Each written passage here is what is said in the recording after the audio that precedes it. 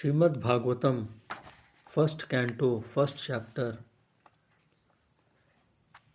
Questions by the sages.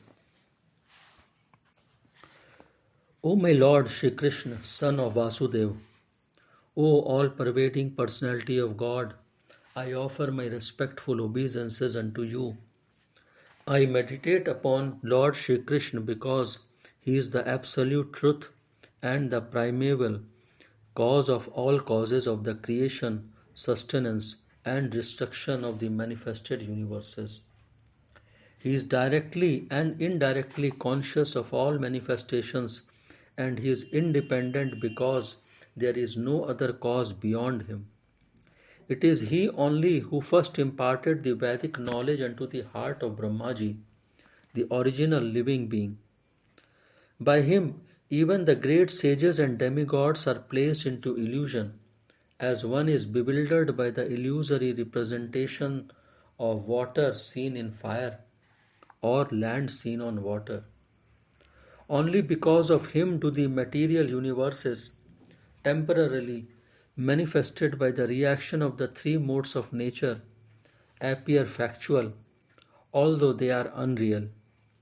I therefore meditate upon him, Lord Shri Krishna, who is eternally existent in the transcendental abode, which is forever free from the illusory representations of the material world. I meditate upon him, for he is the absolute truth. Completely rejecting all religious activities which are materially motivated, this Bhagavad Puran propounds the highest truth, which is understandable by those devotees who are fully pure in heart. The highest truth is reality distinguished from illusion for the welfare of all. Such truth uproots the threefold miseries. This beautiful Bhagavatam, compiled by the great sage Vyasdev in his maturity, is sufficient in itself for God realization. What is the need for any other scripture? As soon as one attentively and submissively hears the messages of Bhagavatam, by this culture of knowledge, the Supreme Lord is established within his heart. O expert and thoughtful men, relish Shrimad Bhagavatam, the mature fruit of the desired tree of Vedic literatures. It emanated from the lips of the Goswami Shri Shukdev. Therefore, this fruit has become even more tasteful, although its nectarian juice was already relishable for all, including liberated souls.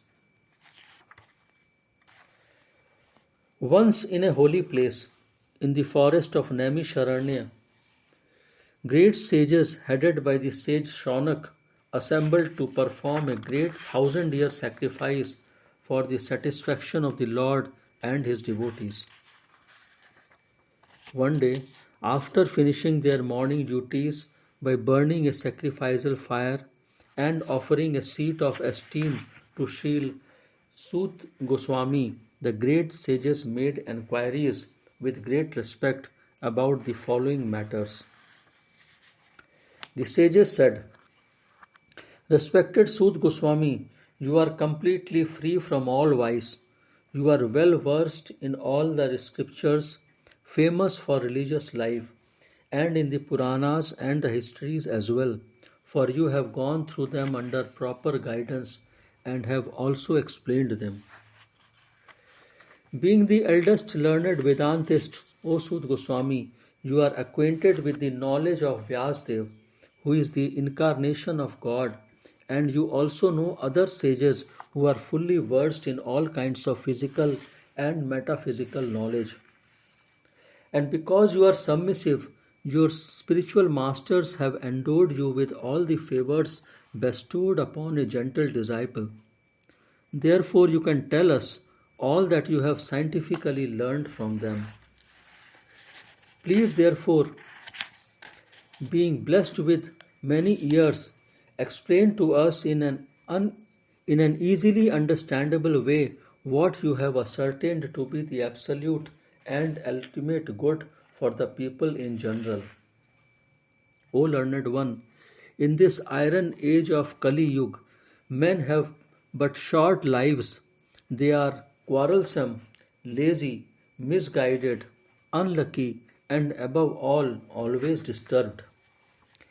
There are many varieties of scriptures, and in all of them, there are many prescribed duties which can be learned only after many years of study in their various divisions. Therefore, O sage, please select the essence of all these scriptures and explain it to us for the good of all living beings, that by such instruction their hearts may be fully satisfied. All blessings up to you, O Sud Goswami. You know for what purpose the personality of God appeared in the womb of Devaki as the son of Vasudeva. O Sud Goswami, we are eager to learn about the personality of God and his incarnations. Please explain to us those teachings imparted by various masters or acharyas, for one is uplifted both by speaking them and by hearing them. Living beings who are entangled in the complicated meshes of birth and death can be freed immediately by even unconsciously chanting the holy name of Krishna, which is feared by fear personified. O Sut, those great sages who have completely taken shelter of the lotus feet of the Lord can at once sanctify those who come in touch with them, whereas the waters of the Ganges can sanctify only after prolonged use. Who is there, desiring deliverance from the vices of the age of quarrel, who is not willing to hear the virtuous glories of the Lord? His transcendental acts are magnificent and gracious, and great learned sages like Narad sing of them. Please therefore speak to us who are eager to hear about the adventures he performs in his various incarnations. O wise Sut, please narrate to us the transcendental pastimes of the Supreme God, multi-incarnations. Such auspicious adventures and pastimes of the Lord, the Supreme Controller, are performed by his internal powers. We never tire of hearing the transcendental pastimes of the personality of God, who is glorified by hymns and prayers.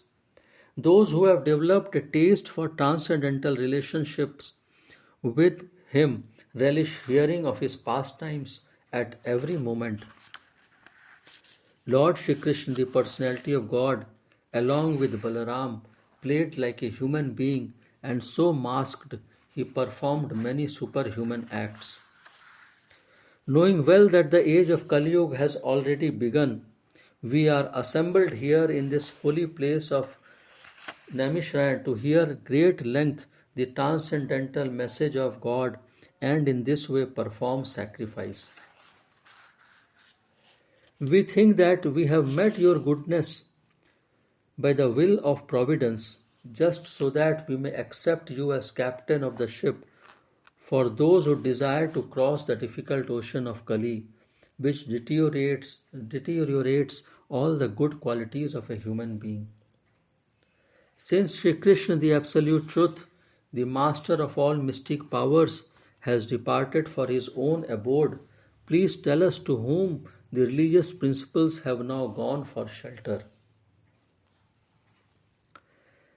Thus end the Bhakti-Vedanta purports of the first canto, first chapter of the Shrimad Bhagvatam, entitled Questions by the Sages.